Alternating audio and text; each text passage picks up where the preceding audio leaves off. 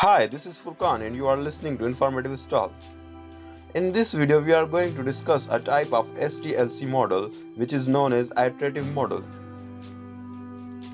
The basic idea behind this model is to develop a system through repeated cycles. Those cycles are known as iterative, and these cycles are built in small portions at a time incrementally.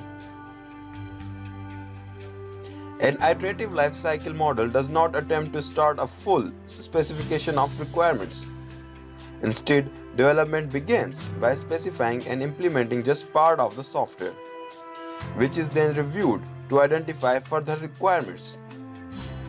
This process is then repeated, producing a new version of the software at the end of each iteration of the model.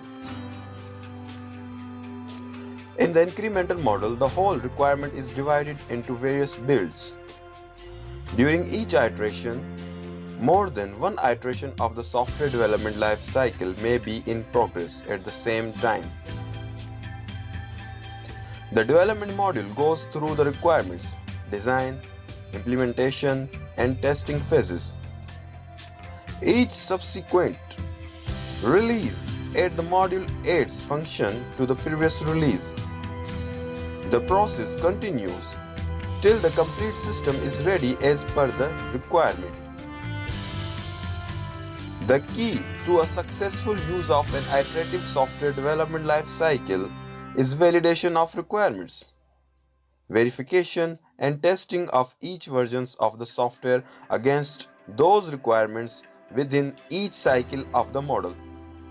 As the software evolves those successive cycles, tests must be repeated and extended to verify each versions of the software.